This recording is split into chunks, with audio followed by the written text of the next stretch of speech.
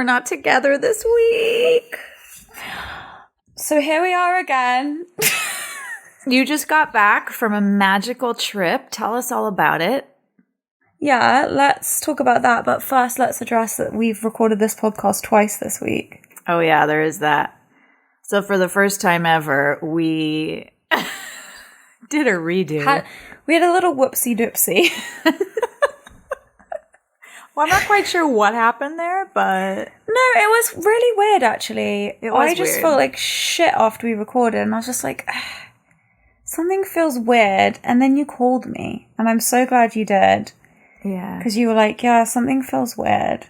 Yeah, we recorded an hour and 10-minute episode, and we were all over the place. We were just talking about random things that were really important, like really important things that had happened to us this week, but none of it really fit together, and we weren't being as truthful as we wanted to be. That was the thing for me. I was holding back, and I didn't like how that felt. Yeah, it was uncomfortable. Yeah, and I called you after. I didn't call you thinking that we were going to re-record the episode. I just kind of called you to, like, check and see. I don't know, almost like apologize or something. It felt really weird. Also, we have to remember that Mercury's in retrograde for all you spiritual people out there. So that messes Mercury with communication. Is like totally in retrograde right now. And like the communication is totally like, weird. Really just like messing with my vibes. So we decided to re-record. So here we are on the morning of our release, because we always release on Saturday nights. So you guys are hearing an episode that was recorded literally this morning, which is unprecedented. Unprecedented in the history of the Lucy and Annabel show. I can't stop fiddling with my hair because I recently, in solidarity with the Friends reunion, got the Rachel, which was a huge mistake. I see you're sporting the Rachel there. I'm sporting the Matthew Perry. So my hair are you in need of a haircut? Today. I am in need of a makeover in general, I would say. Oh, let me When are you taking me shopping? You've been promising me this for weeks, and it doesn't seem to ever come to fruition. Because you're fucking busy all the time. Literally, I have nothing on. I'll go anytime. Look what I'm wearing today. I'm wearing a moth-eaten sweater because of you, because you won't take me shopping. A moth-eaten sweater? That's disgusting. Well, look at it. It has holes in it. That's the design, you dingus. Listen, I pay a lot of money to look this. What did Dolly Parton say? She says it costs a lot of money to look this cheap. That's right. Legend.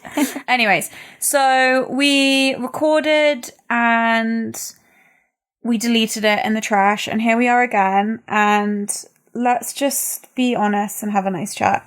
Look, let's be honest, people.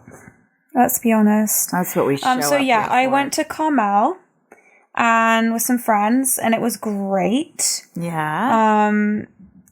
We had a fantastic time, and it was really interesting to go there now, like again, because as some of you may remember, I went earlier in the year and had a kind of really special time there, and it kind of, that's where I sort of felt like my kind of self come back to life slightly. So right, you had that I had that fun dinner with my your sisters where you were laughing, and that had kind of been the first time that you threw your head back in laughter. Yeah, and so it was interesting to go back now where the weather was a bit warmer, and it was also a big time marker that you went back during. Tell us about what was going on. I was there for the 6-month mark since the crash, since the boys died. And so that was, I felt a bit wobbly the night before, and we were out to dinner, and a couple of things had happened on the trip that felt very, you know how I am, everyone, you know how I am kind of a little bit woo-woo and spiritual, and I felt like I was visited a couple of times on the trip, and not necessarily by Ryan and Max, but by, as Lucy says, spirit. There was 2 weird things that happened. Do tell.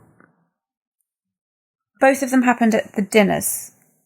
So the dinner on the first night was, by the way, at this fantastic restaurant called La Bicyclette, which everyone should go to if they're in Carmel. The waitress came up and first of all had some wine. You guys. Was that your first time having wine? Well, it was my first time having like a whole glass. Jeez. Definitely got a little I tried bit to force you to drink champagne 2 weeks ago on the show, and that was a disaster. But that was good. No, it was good. That kind of broke the seal for me, and I was like, oh yeah, I like the taste of this. And I'm fine. I'm not freaking out. The fear is that I'm going to get drunk and have a mental breakdown, but it's just silly. I need to trust myself better than this. Well, you did. You took the leap. You had a glass, and it I had a glass. Did you get felt drunk? Nice. Yeah, it was definitely tiddly, but I felt safe because I was with my friends, so I was fine. Yeah. And the waitress came over, blah blah blah blah, and she said something which made me kind of giggle, and I was like, I love that you just said that. It made me feel like a naughty child or something. And she was like, well, look at you. She said, you are spring chicken. And she just went into this whole thing about how I have a whole life ahead of me and all of this stuff. And I was just like, she was like, look at you. You have so much living to do. You have a whole life ahead of you. Enjoy your wine. Enjoy this dinner. She went into this whole thing. I was just like... I've never had a waitress say that to me, ever. It was so weird. And there was no thing which I said to her to create an environment where that would be something that she would say. Right. And I was just sitting there, and my friends and I were looking at her like, what the fuck? We just looked at each other. Anyway, so there was that. And then the next night, which was the last night of the trip, I'd been fine all day, and, you know, as these anniversary type things, whatever, come up, I kind of brace slightly. Yeah.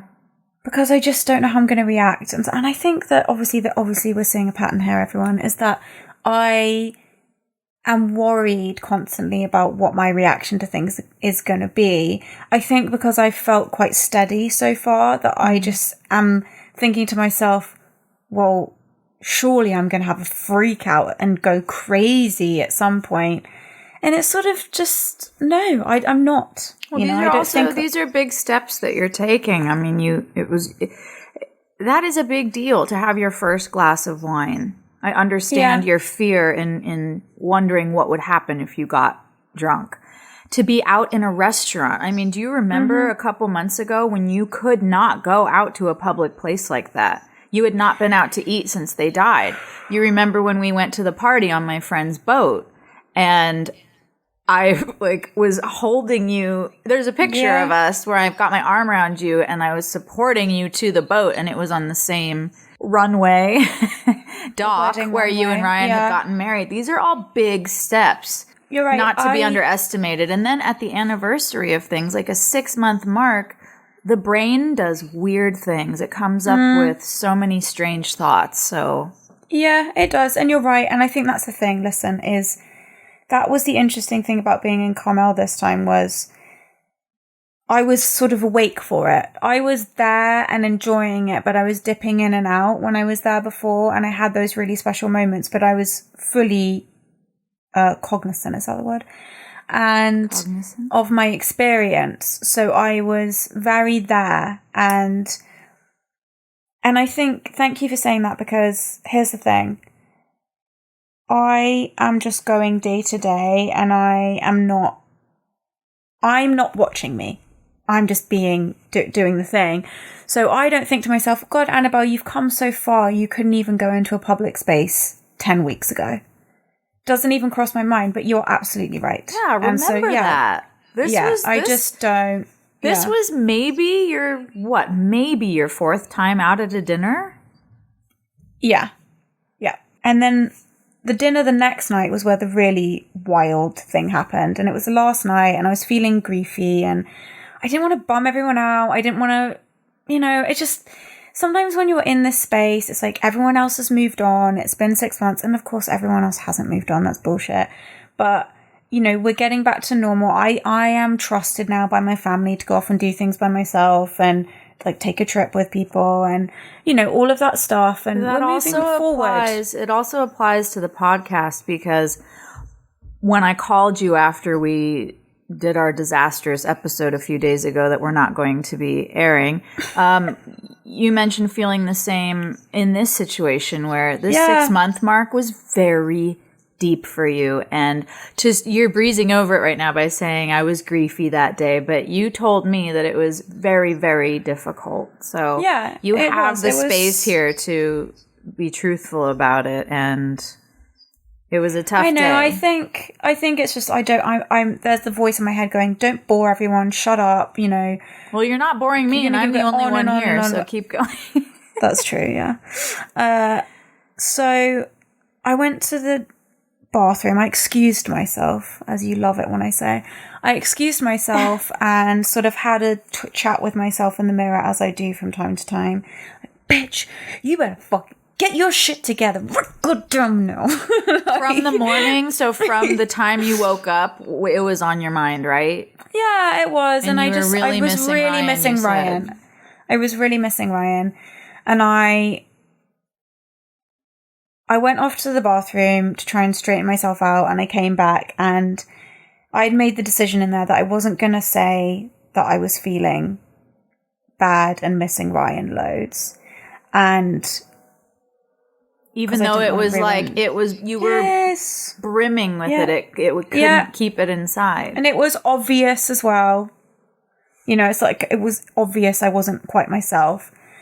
And so I went back to the table, and there was this young married couple at the next table, and they had this big, stupid, fluffy white dog that was a pedigree, and you know how I am. I'm like death penalty to people who don't rescue animals. Mm-hmm. It's just one of my things. And it's so funny because all my friends bought their dogs. Oh, God, thousands of dollars. I know, for thousands of dollars. And it's like an ongoing joke about how horrible I am to that. I'm just like, I can't even look at it. So do think about whatever you want about that. But I was looking at this stupid dog, and I was just like, God, that dog's so, I don't know. And this old couple came by and was like, oh, your dog's so lovely. Is it pedigree? And they were like, yeah. And I was just like, yuck. And then I realized that I wasn't angry about the stupid dog. I was angry because there was this beautiful young married couple with their stupid dog, and this old couple came by and was like, oh, what a lovely couple, and oh, your dog, and well, and I was like, fuck that dog. That used to be me. What's happened? And I haven't had that feeling in a long time. I haven't seen a young married couple and been angry. Envious? Just angry. Not envious. Angry. Yeah, angry. And I think it's because I was feeling so raw because it was 6 months that, I've seen loads of couples and I see them and I think, oh, sweet, lovely. Like, I know how that feels and they're going to have a wonderful relationship and the whole thing. What happened to me isn't going to be happening to everyone. Mm. And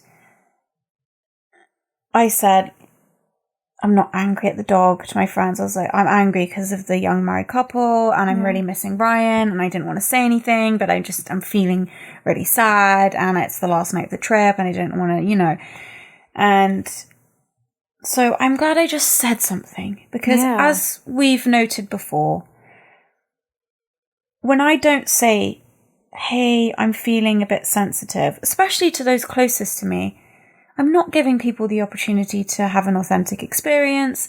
I'm not giving myself the opportunity to click in and have an authentic experience. I'm not treating myself properly. I'm not allowing others to treat me properly. And it's a good reminder to myself and anyone who may need it at this time, or you, or, that I definitely need it.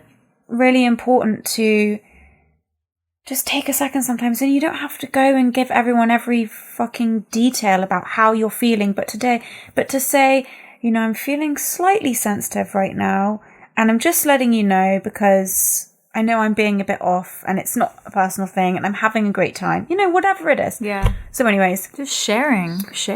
Yeah. And I did that and immediately felt so much better, of course. And your friends completely understood. Completely understood. And they were like, we know you're not angry at the dog. Because who could be angry at a cute, fluffy dog? And so then what happened was a man came to the restaurant. You know how they play guitar at the restaurant sometimes? God, mortifying. We were at the most picturesque, charming, fucking angelic, cute little place ever. It had flower baskets, and it was in like a fairy house that looked like something from a fairy tale. And it was just candles and burning heaters, and it was just like, wow, magique. And, you know, couldn't be more lovely and idyllic. Sitting there, along comes the guitarist, and there are a couple of things in this world, two tree things I cannot stand. I hate the happy birthday song. Hate that song, happy birthday. You hate being sung happy birthday too? Can't. Oh, I'm so glad I have it. this information right in time for your birthday. Yes. You know, and everyone's like, tell me other things you hate. And it's just... And I hate when the guitarist comes to the restaurant. I hate it. It's so and comes to your table and plays music to you. I feel like I want to turn my body inside out. Me too. And perish. I do not want to live in those moments. Please don't come near me. Do not look into my eyes as you sing this song.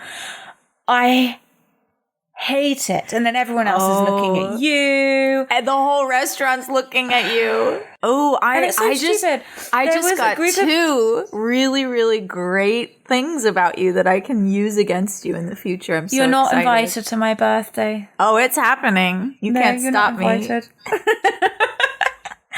So he comes, he's singing this song, and he comes over, and have I ever mentioned my obsession with old men and how cute they are, and I'm like obsessed with them?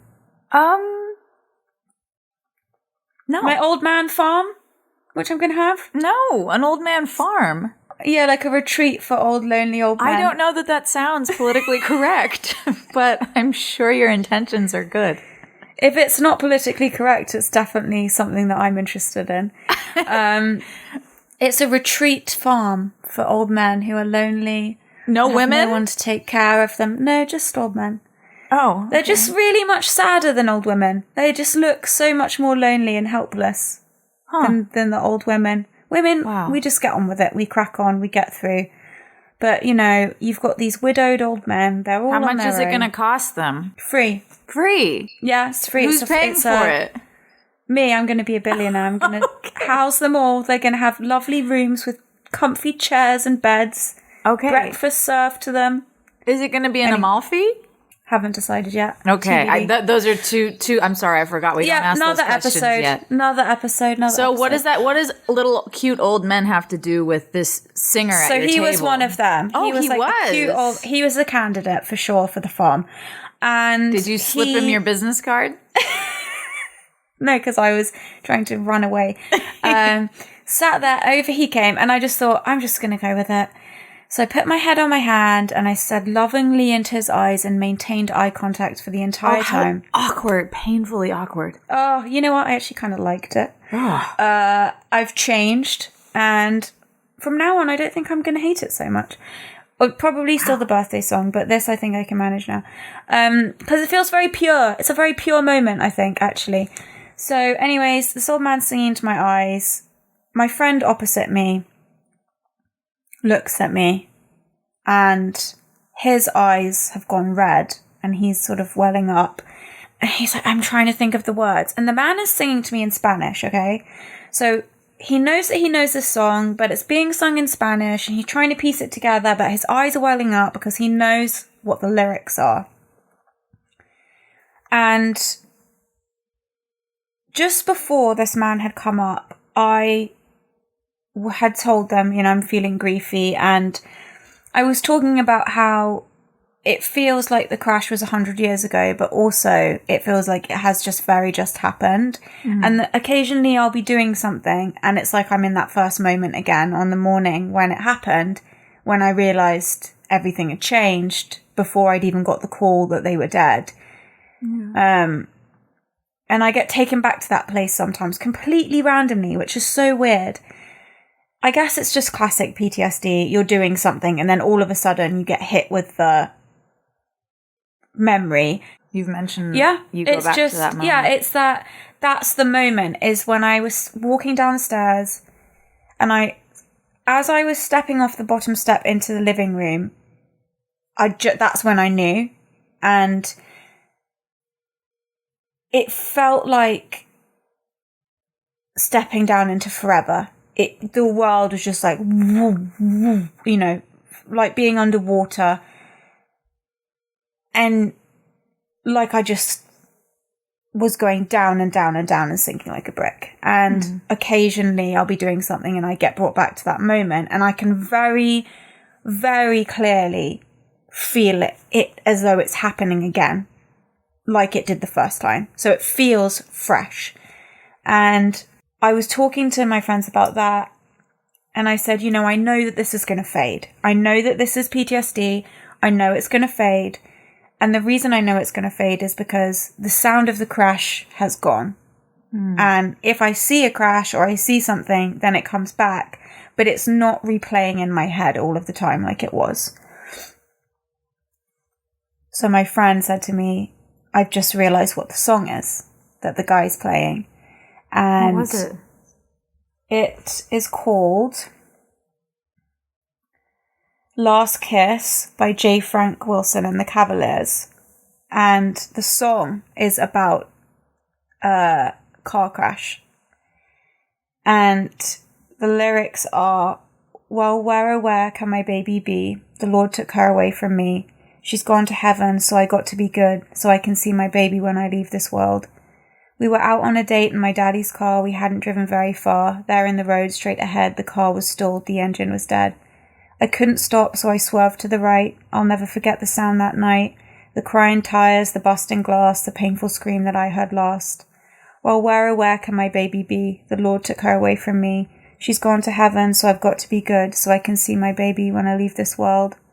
Well, I woke up, the rain was pouring down. There were people standing all around, something warm running in my eyes, but I found my baby somehow that night. I raised her head, and when she smiled and said, hold me, darling, for a little while, I held her close, I kissed her. I held her close, I kissed her, our last kiss. I found the love that I knew I would miss, but now she's gone, even though I hold her tight, I lost my love, my life that night. And we both just started crying. Ooh. We just couldn't believe it. We couldn't. That's a very obscure song from the 50s. Nobody, and like, you rarely hear that. So most people have never heard that song before. That is, and he was singing it in Spanish on like Spanish guitar. And you were with someone who knew that obscure song. And we just started crying, and you know, dinner was kind of over from that point because it was such a profound thing to happen. And the friend who said to me the lyrics and what the song was, he's not necessarily somebody that is super into ghosts, spirits, spiritual stuff, the other side. You know, he definitely humours me, I think, to an extent, and has, you know, an open heart to it. But I think it's definitely not in as deep as you and I are. And it really hit him hard. And he said to me, and I've never heard him say anything like this, he said, I think that was a visit. I don't know what else that could be. Wow. Did the guy sing other songs? Nope. Once he sang that song, he packed up his guitar and he left the restaurant. Oh my God. He came, he played one song, and he left the restaurant. Wow. What the fuck? Well, that was Ryan supporting you on the 6-month mark. Yeah. Yeah, so crazy. So fucking crazy. And just, that has been one of the craziest things that's happened. And listen, I know that not everyone believes all this stuff. And I know that people can tell themselves all kinds of things, and you're coping. When you're grieving, you're coping, and I think there is a degree of things that you tell yourself to comfort yourself.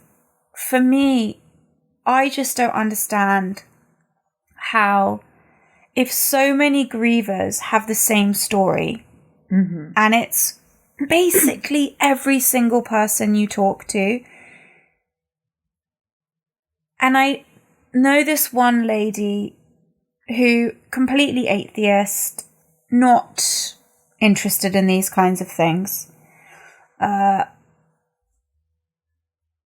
Even she, in the face of this, has been changed by it. Yeah. And when you experience a loss that's this profound, I think that as we've discussed, there are varying degrees of loss and people leave at different times. Well, these are two very young, vibrant, vital people. And while they left, their work isn't done. And that is just the message that I keep getting again and again and again. And it's from all different people who knew Ryan and Max. And unconnected, as I've said before, Ryan knew people from all over the world and all different walks of life. And everyone has the same message. And it's just something I'm really interested in. And it's something I wanted to talk about, is how the dynamic can change between the living and the dead once the relationship shifts into one person being alive and one person being dead. It changes so much. It changes so much. It really does. I've experienced that, and I know you're experiencing it with Ryan and Max and your dad. Yeah, and my dad was my first experience of it. I'm just gonna put this here. My dad was my first experience of a relationship changing in death, and it was completely different than mine with Ryan. But when my dad died, I felt, and we all felt, and this is not going to make everyone happy to hear this, but we felt relieved.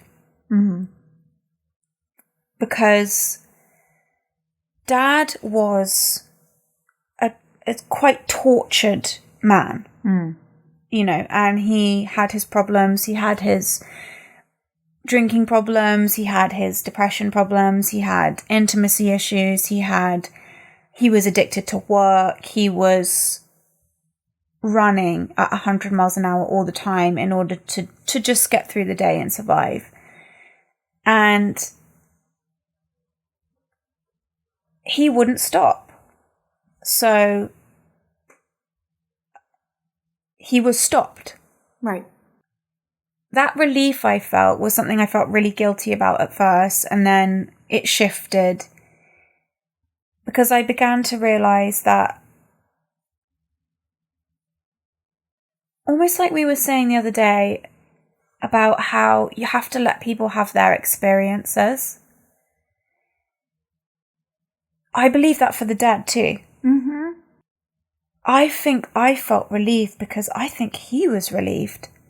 And everyone close to him felt relieved because I think he was relieved. And my relationship with my dad changed because I was able to be with him as much as I wanted now. I was able to love him with no drinking problems, without his tortured human experience. Just his essence made our dynamic completely shift and our relationship completely shift.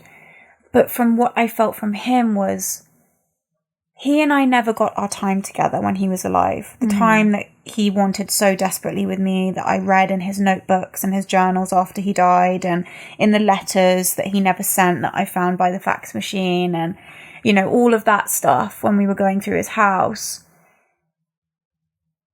He was craving time with me for my whole life, and he never got it. well, now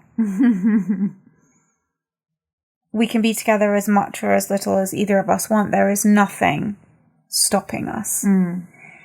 And that has been so beautiful, because all the loveliest parts of my dad for us now as a family are what beams through. Of course, we're not rose tinting the situation. You know, of course, there are situations where, you know, both of us, me and my sister Sarah, think, oh God, thank God he's not here right now. It's be awful, or whatever it is. You know, and vice versa. Like, for instance, with this thing I've experienced now with Ryan and Max, my dad would have been there, come fucking hell or high water. He would have slept in this bed with me for 6 months if that's what I needed him to do. He would have held my hand. He would have washed my hair. He would have walked me around the block. He would have, that's who he was. But the dynamics completely shifted. And with Ryan, it's profound, because everyone keeps saying the same thing to me, is that they feel he's at peace. They feel him there so much still. He's still that voice that's telling people, great job, that shit, don't do that. And it's almost like he doesn't have any of the hang-ups of the corporation that he worked at, or fucking health insurance, or this or that, or, you know, all of these things that tie us down and make us have to live a certain way and make certain decisions. And, you know, he doesn't have to be wrapped up in this system anymore that he resented so deeply. All he wanted to do was be free and make music. But he was so programmed, as we all are, to get the good job and get the good salary and get the health insurance and save and invest and all those things and be serious. And, you know, that's what the world tells us, you know, and thank God he was that way, because if he wasn't that way, I wouldn't be taken care of right now. I wouldn't have the security that I have. But that was always at a price for me, was watching somebody I love have to live a life that they didn't really want to live. They wanted something else, but I knew, and he knew, he was never, ever, ever going to make a different choice. I said to him 100 times, if you want to fucking quit your job tomorrow and go and work at a piano bar, then let's do it. I want you to be happy every day. Yeah. Life is short. He was never going to do that. Ever. You know, never. So now he is free of all of that. Yes, he is. And his whole message, which is leave everyone better than you find them. All of his messages. Do the craziest things. Say the thing that you know, everyone else is thinking but doesn't want to say. Put the crazy ideas out there. Take the risk. Say sorry later. All of those things. All of his messages are coming through so loud and clear. And so unfiltered and so pure that it's like we have this deeper relationship than what we had almost when he was alive, which is incredible to even say, because we were thick as thieves. Ryan and I were the best of friends. Almost more than anything else, we were best friends. And that's how I knew I wanted to spend the rest of my life with him, because this was somebody that I was the greatest of friends with and knew I could do life with, you know, even when I was going to like tuck my tits into my belt and, you know, we were going to be old and, you know, whatever. Yeah. When things get hard, who do you want to do life with? Well, that was him for me. And I just lost my train of thought. Ryan and I were playmates, you know, and so I know why I tuned out, because I was about to get really real. Okay, go ahead and say it. Our relationship has shifted now. I feel as though Ryan is able to love me now in a way that he almost couldn't when he was alive. And we are able to have a dynamic now that would have been impossible when he was alive, because the ideas of what we were meant to be doing as husband and wife, and the life we were meant to live, and the way a relationship's supposed to work, and all of those things doesn't matter anymore. All Ryan said to me from the day that we started seeing each other was, I want to take care of you. I want to give you everything your parents could never give you and didn't give you and should have given you. I want to provide for you. I want to put you in a house where there is music. I want you to hang your gypsy rags around and make your art. Lord knows you got a lot of gypsy rags, girl. Well, that's what is exactly what he's done. Yeah. It's exactly what he said he wanted to do. Yeah. And now it's like we have this dynamic now where we don't have to worry about time or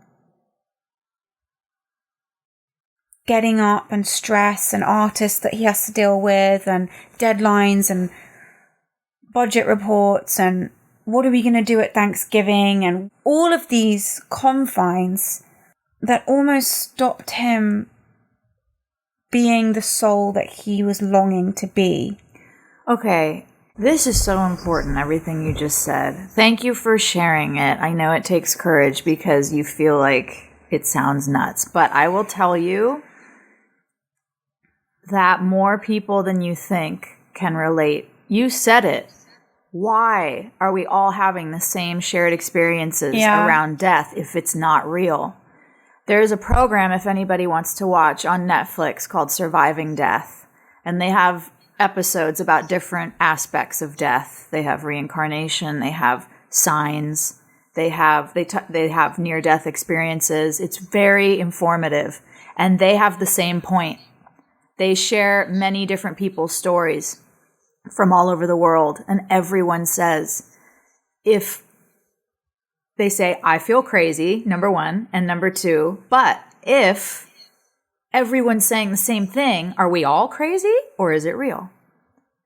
And I have heard from many friends the same thing you're saying, that relationships shift after the person passes. I've felt it myself. I have felt it with my cat.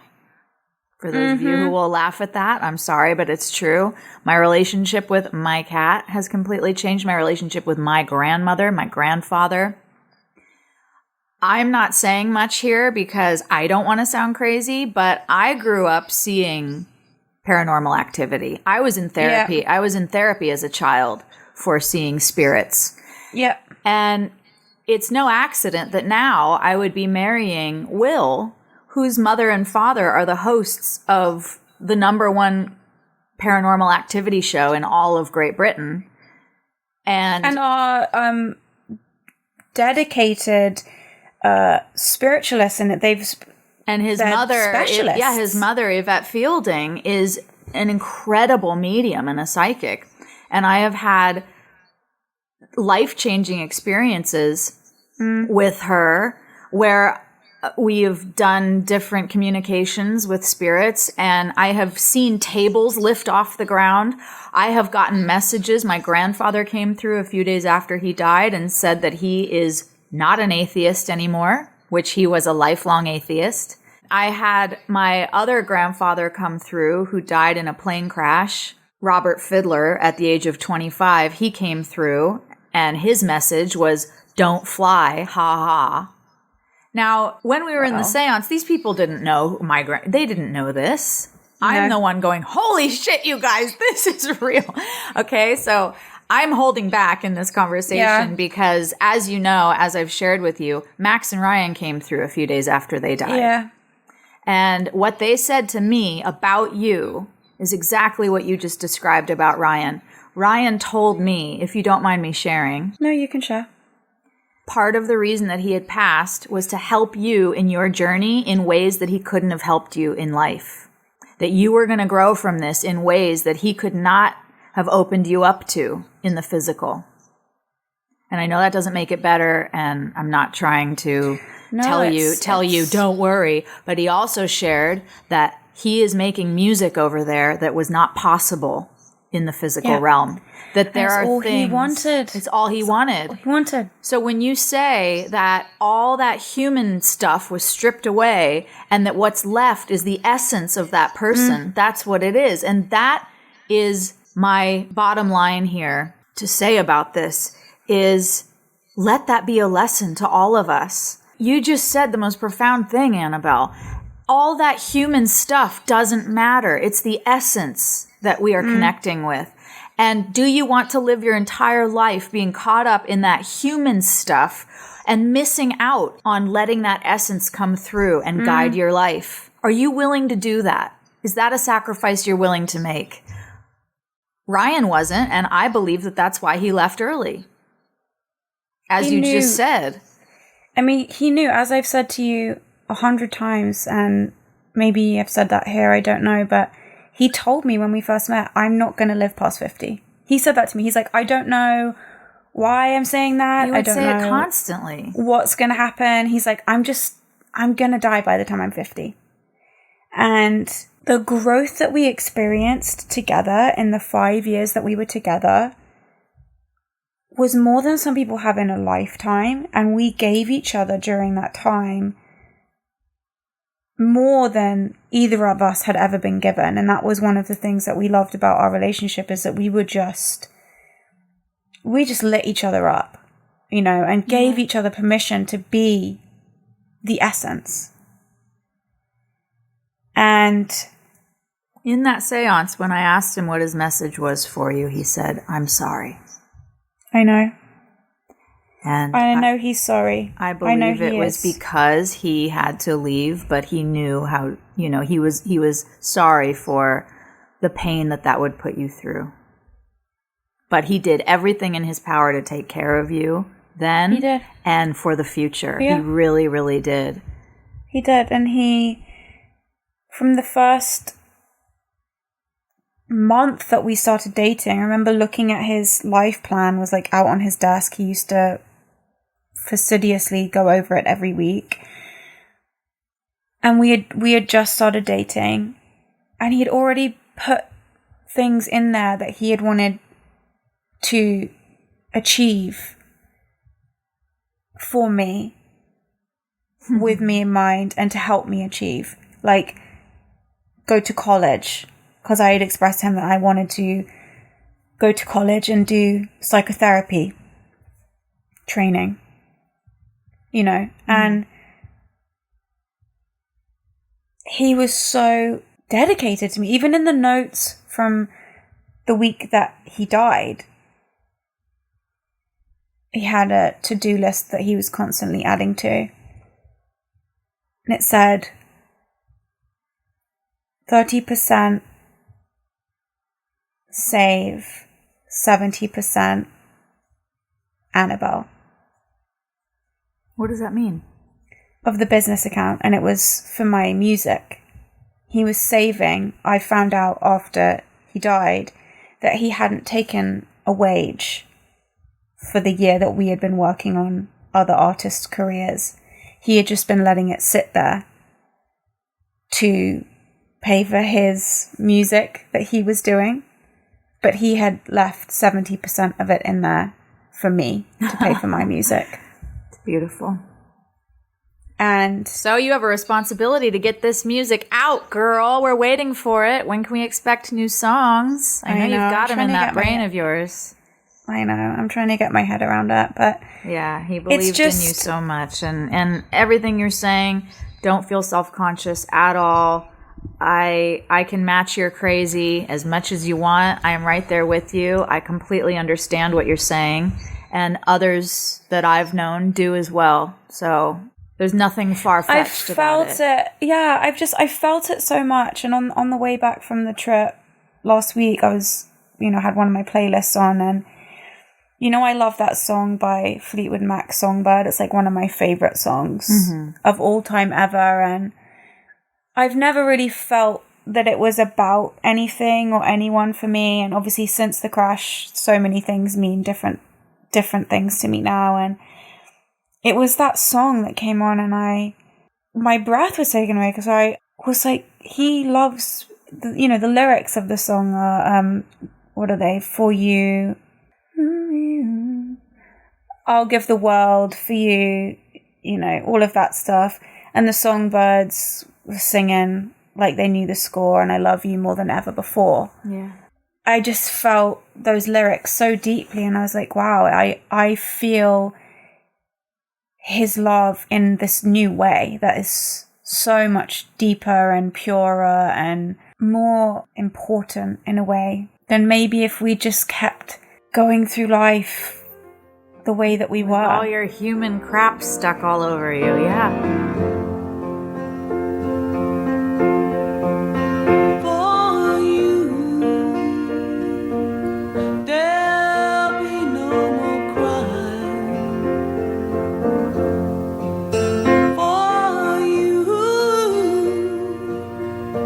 The sun will be shining,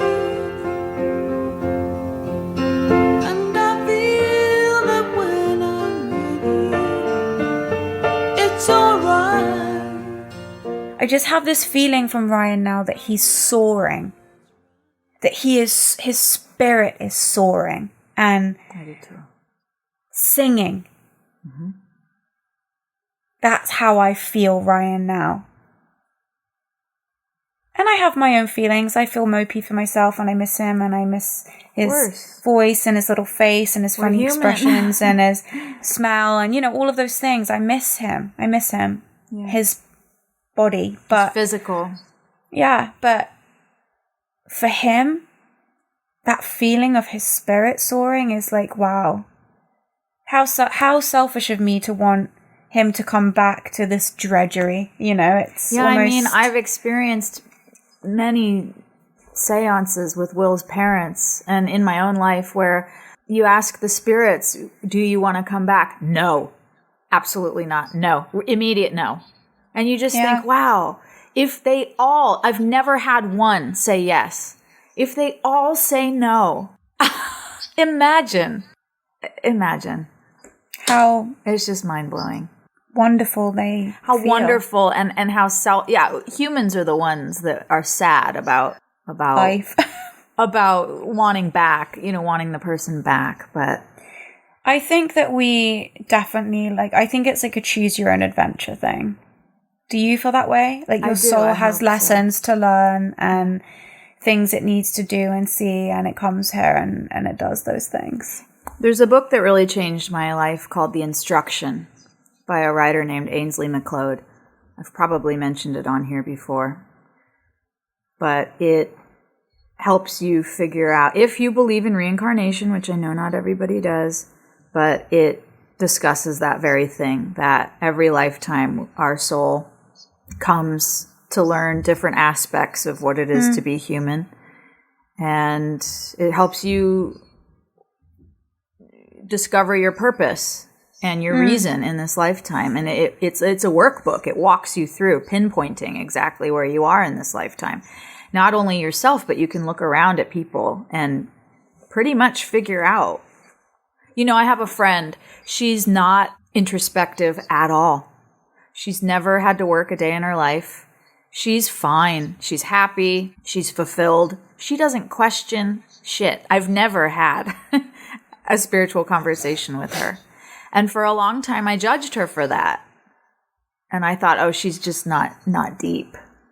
But after reading The Instruction, I realized that probably in her last lifetime, she was like an army general or something that sent many men to their death, probably experienced a horrific death herself. In this lifetime, she just wants to chill. She just wants to relax. Yeah. You cannot judge anyone for where they are or how you think they're functioning because you don't know their soul's purpose and their journey. No. You don't know. You know what's so interesting about that? I love that. It's an interesting way to think about it. It helps you love people deeper when you remove that human judgment and just take them for where they are. Ryan and Max and I were at dinner with some friends, and we were going around the table and saying, because Max was like, "You're a witch. You know things. I know you know things, blah, blah, blah." And he was like, what's going to happen to us when we die? He said, I want to know around the table which of us is coming back and who isn't. And as in, like, what's your next time around? And I was like, oh, for God's sake, as if I know that. And anyway, we went around the table. And it was the first time I'd really thought about, like, that kind of concept of my friends' souls and spirits in that way. And I hope this is my last go around. I don't think it is. And with Ryan, I couldn't tell. I couldn't tell if he was coming back or not. And now I don't think he is. I think he's done. I think he's done. I think he's out and he's happy to be out. And well, we'll see what he says the next time he comes through. I know, yeah. And then I think that can, like, for instance, while we're here, I think it can change. So I felt a couple of things. Change. Yeah. Your purpose can change through your lifetime. That's why people will be pursuing one career or one thing, and then they will lift out and have a completely different life experience, and their life looks nothing like it did 5 years ago. That's why, because your purpose can change many times throughout your lifetime. And I really recently have felt myself go, wow. Me too. I think because the last 6 months for me have just been, I've been in my morning suite, you know. Yeah. This loss has been a profoundly spiritual experience, and I don't want to say religious. It's not religious, it's spiritual, but an unveiling, you know. And I think maybe that's why I was in tune enough to feel myself go like 2 ticks to the north or whatever it is. Yeah, I mean, sometimes it happens and you're not even aware that it's happening in your life, but other times it is. I've never been aware of it until now. And I wonder if when different people come into your life, does it change that? Does it change the deal? Are you signing a new thing? You know, I always talk about the deal. What's the deal when you came here? You know, because I feel strongly that Ryan and I made a deal. Yes. He made me every week promise him things. Yeah, we have different spiritual contracts that we fulfill, and then that person leaves your life. Yeah. Your work is done. Speaking of paths changing. Yes. Little Miss Thing over here. Your path changed a year ago when you left. And I just want to check in with you because I know you've not done the dinner with your mummy yet. I have not done the dinner with my mom. Where you were going to explain to her about what actually happened with you a few years ago when you guys lost contact. Right. And the high control group. Right. And the effects that has had on your life and your relationships. And, you know, you are now in the process of basically deprogramming yourself from that. And I've been asking you week after week about the dinner, and that's silly that I'm focusing on that because really that's not what the focus should be on. No, I'm a nosy bitch. You're keeping me accountable, and you care because you're very involved in your friends' lives. You don't forget things. I tell you, you're always like, what about this and that and this, and you keep me accountable. So I appreciate it. Yeah, I have not gone to dinner with my mom yet. I'm seeing her tonight, so maybe I think that will be when I bring it up. Just the two of you tonight, or? My sister's going to be there, but then she's coming back to my place to spend the night, so. Great. I think I will get into it with her then. Yeah, it's appropriate. My purpose, my life completely transformed since I left this group a year ago that I know I've mentioned in a couple episodes. I don't speak about it much. I try to downplay it because it's a very private thing. And it takes courage to talk about because I've mentioned before all these feelings mixed in of shame and embarrassment and confusion. And the bottom line is that it is something I think is more common than we know to have been under narcissistic abuse, which is what I was for 10 years with a specific individual. But in a group setting. In what would be called a high control group setting. Exactly. And the journey of making sense of all that aftermath is really uncomfortable, but also liberating, completely liberating. And I just want to move forward clear and in my own self. I don't want to blame or stay angry. Because you've been a bit angry the last week about that specifically. It was an angry week. Yeah. And that's because all of this stuff's coming up. I'm bringing it all up by doing the work, by doing the research, and by actually doing the work of separating out my thoughts and figuring out what's really my voice and what's the abuse talking. And it's not easy. It causes somebody to be really confused and really afraid. And for anybody who thinks that they have been under narcissistic abuse, I would urge you to find out for yourself, to Google these terms, to do your own research on it. And there is a lot of support available to you. And I had a really interesting, profound experience this week with it. I'm reading a book right now called Out of the Fog by a woman named Dana Morningstar. And I was driving home on the freeway, and I was listening to the audiobook. And she read one passage. She includes in her book a lot of different people's experiences, just like the stuff about death. It's really good to hear other people's experiences because you realize, oh, I'm not crazy. And that's been the main work of this recovery is I felt crazy. I was made to feel by the abuser that I was making it up, that I was wrong, that I was insane. And when I left there, I spent a while feeling insane.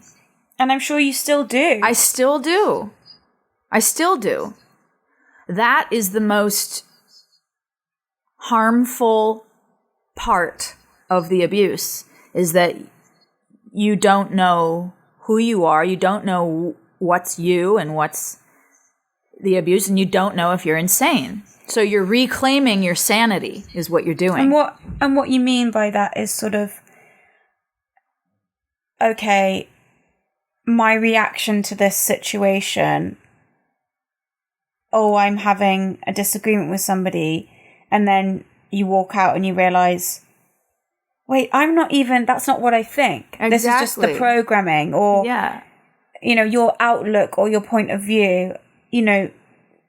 That I think is something that would be worth sharing, because that is one of the most damaging, I think, effects of an abusive or, coercive relationship, is that you start to see the world through the eyes of this fucked up person. Exactly. That has taken control of you in this really insidious way. And exactly. Yeah, that can be a group, and it can be a relationship with a mother, father, sister, spouse, all. Yes, because some of us have one establishing relationship like that, a parent or sibling or whoever, and then go on to repeat that pattern as I did. Yeah. I am pull it in many times. Deeply attracted to narcissistic workaholics or addicts. Right. That's my abuse kind of comfort zone. I want that. Right. And it's very comfy, It is, yeah. I was having an argument with Will the other night, and I was really upset, and I couldn't let it go, and I was angry. And I kept hammering my point home. and trying to force it on him. And I stormed out of the room, and I came back in and I said, I want to apologize. I'm not really sure if what I'm saying to you is me or the abuse talking. And I'm really confused, and I need your compassion right now, and I need to have compassion for myself because I feel like a fucking fool. That's got to be so hard, Lucy. That's got to be so hard. Separating your thoughts out and reclaiming you. So I was on the freeway. I got to this part in the audiobook that was some woman's story, because there's many people's stories. And this, to me, hit so hard. It was like the core of my experience and the thing that makes me the most emotional. And it went like this. In all cases, I always took all of the blame, and I always decided it was something I was doing wrong, and that it was always something I needed to fix about and within myself. Be funnier, be quicker, be smarter, be prettier, be happier, be more agreeable, be less needy, be less jealous, be thinner, be stronger, be more understanding, be more compassionate, be more empathetic. And it was always all on me. I've always known you cannot control anyone except yourself, so I went to war against myself. And I tried to control, mangle, and corral myself into being perfect and into being able to tolerate and accept anything without needing or wanting anything, and without judging or discerning anything about anyone ever. And it still wasn't enough. I saw that as that passage was being read, I was at this spot on the freeway where 5 years ago, in the thick of this abuse, I had been tempted to run my car off of the road at 80 miles an hour. Not that I wanted to die, but I wanted the pain to stop. Yeah, very different things. Very different things. I said, I've told you that before, I said I wanted to die, and you're the one that said, no, you wanted the pain to stop, and that's correct. I've never wanted to die, ever. But I needed the pain to stop. And I almost smashed my car. I really did. It was the scariest moment of my whole life. And as I heard this passage, I was at that exact same spot on the freeway. And it felt very divine. It felt like it was from spirit, that I would have turned it on for that moment to line up with that spot on the freeway. And then, as if that weren't enough, it says the name of the person who gave that quote, Lucy. And I just burst out laughing because I felt so supported. Like I was being told, you are on the right path. Keep going. Keep going. You are not crazy. You are healing. No, and you're not. What you were under was abuse. Make no mistake about it.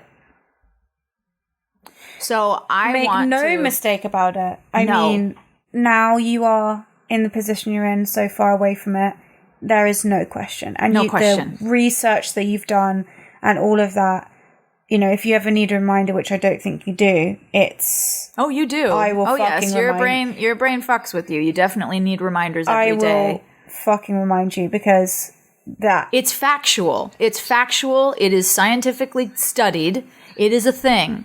It was abuse. And it is still continuing with many people in that group. And let's not even go there, because sometimes I just want to take a sledgehammer and break the whole thing apart. But I won't, because live and let live. I want to take a sledgehammer and break that bitch apart. All I can do is take responsibility for myself, but not in the way that quote described, because it says, I've always known I can't control anyone except myself, so I went to war against myself. Yeah. That's what I will not do anymore. I am not ever going to be. I have another medium in my life who I've known for 15 years. His name is Dr. Ryan. And he told me multiple times, you are at war within yourself. And he didn't know what he was referring to, because I didn't tell anyone I was in this abusive situation. But that's what it was. I was at war against myself for so long. And that's what I am no longer willing to do ever again. And so that's been what my week's been about. As I'm busy with my projects, which I am creating a television show right now and doing all kinds of stuff and working on a book, I've been working through this personal stuff. And I wanted to share it here because I think it is common, and I think people are under narcissistic abusive dynamics, and they just think they're nuts. But I want to say very clearly that you're not nuts, and there are many resources that I will offer in our show notes that will help you. I think that with regard to you saying like, oh, I want to smash the whole thing apart. Yeah. That's like so frequently my reaction to things. Like, you know how I went through that phase with that specific situation where I was like, this isn't right and this shouldn't be happening, and I want to bust in the saloon door and shoot the roof and like the whole thing. And I was in this zone where it's like, it's on me. I've got to be the one to stop this. And it's like, no, I really don't. It has nothing to do with me. Yeah. And that was when we were talking about the live and let live stuff, as you said. But also, what the message I was getting at that time was constantly as well, if I was willing to listen, was live and be the example. So you don't need to bust down the doors of the high control group and bring a bitch down. And, you know, if the best way that you can affect change in that group is by living out, to speak out, live out loud your experience. And do the work to get myself back on track. Exactly. And that's the best way you can dismantle something like that is by being living proof that it's bullshit. Reclaiming the self. I think that's what we're all after in life. I don't mind feeling ashamed and embarrassed as I get that message across. God, yeah, it's been such a crazy thing for us this week. Like, we've both been feeling, I mean, me specifically, this week has been so crazy for me with self-loathing, like judgment stuff, and I haven't felt this way in such a long time. I feel like it's really coming to a head in me where I'm just judging myself so harshly, and I am trying to be a bit more like you at this moment, specifically where you're saying, like, I don't mind going out on a limb or being humiliated or whatever. And I guess it comes from leads into the conversation that we had last week with Nova about that voice in our head that is so persistent, that the ego is going, the ego, and you talking about going to war with yourself, you know, that voice in me is strong at the moment, really, really strong. And I'm desperately trying to have it shut the fuck up because it's robbing me every day of... It does rob us of our life. I mean, it fucking robbed us of an hour and a half of our time this week because I couldn't... couldn't break through that ego. No. That didn't want to go there. Even today, it was, you know, I had to tune back in and stop for a second because I could feel myself going outside myself, watching myself going, what are you talking about? This sounds crazy. You're a dumb bitch. Like, the whole fucking time. Me too. I'm like, nobody wants to hear about narcissistic abuse. It's so boring. But then, oh my God, it's not boring. Just remember that every one of us goes through the same thing. And by saying it out loud, you give each other permission. Yeah. To do the same. That is the biggest help you can give someone. It's like, it's so important. And I know how much it's meant for me when others have done that for me. So it's also ego to think that you are being boring. That's also, it's ego to stay small. It's ego to stay hidden. It's ego to stay quiet. You're not helping anyone when you're not sharing. Low self-esteem is ego. I know that's a really heavy thing to say because people say, well, that can lead to suicide, but it is ego because you've got your head up your own ass. You're not concerned with anyone else and you're not sharing. You're focused on yourself. Inward completely. And that is fucking true. And when I woke up this morning, specifically for me, I've been so, like all of my eating disorder stuff since the crash has been so intense and it's getting worse and worse. And in my head, like physically I'm fine, but the thinking behind it, the kind of what would be called drinking thinking, but whatever the eating disorder version of that is, has been so bad to the point now where it's like becoming obsessive. And this morning I woke up, is that a worrisome thing? Because there's only a small jump to it becoming physical again. Yeah. I mean, it is. Do I need to be monitoring this situation? No, I mean, Sarah's monitoring me constantly, but the reason I'm saying it out loud is for the exact thing that you've just said about keeping each other accountable and sharing and going outward. And it's what Jeff said to me, my therapist, last week was,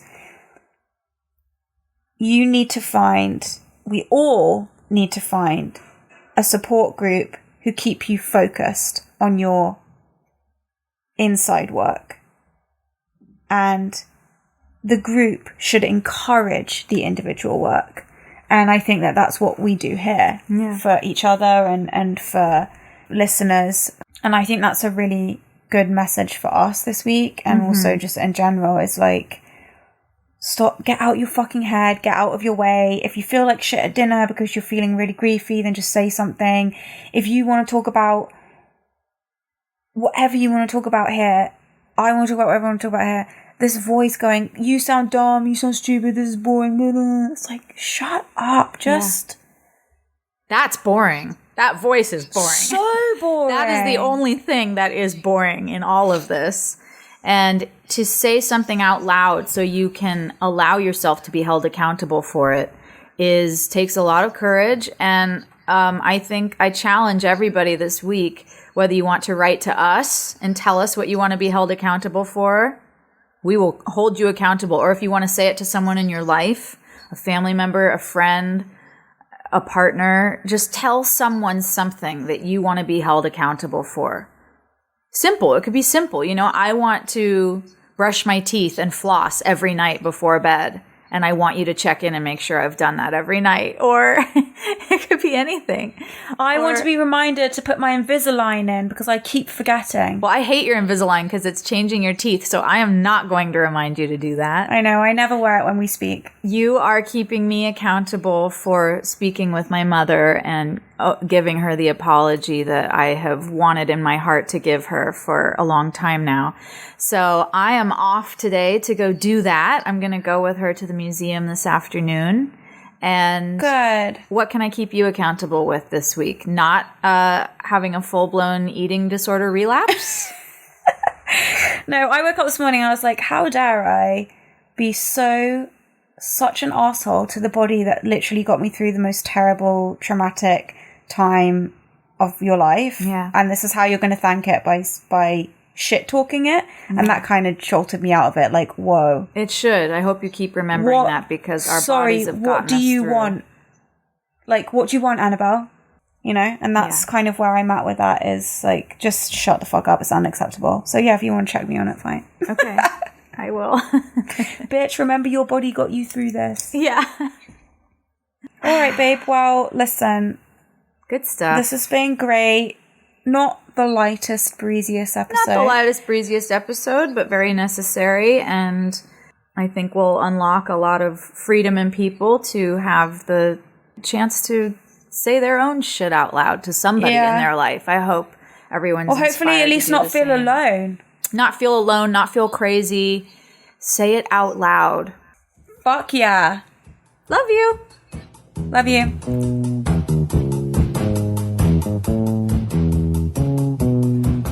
Well, where, oh, where can my baby be? The Lord took her away from me.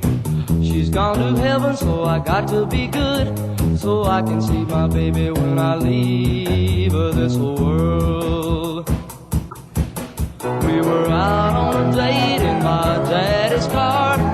We hadn't driven very far. There in the road, straight ahead, the car was stalled, the engine was dead. I couldn't stop, so I swerved to the right. I'll never forget the sound that night, the crying tires, the busting glass, the painful scream that I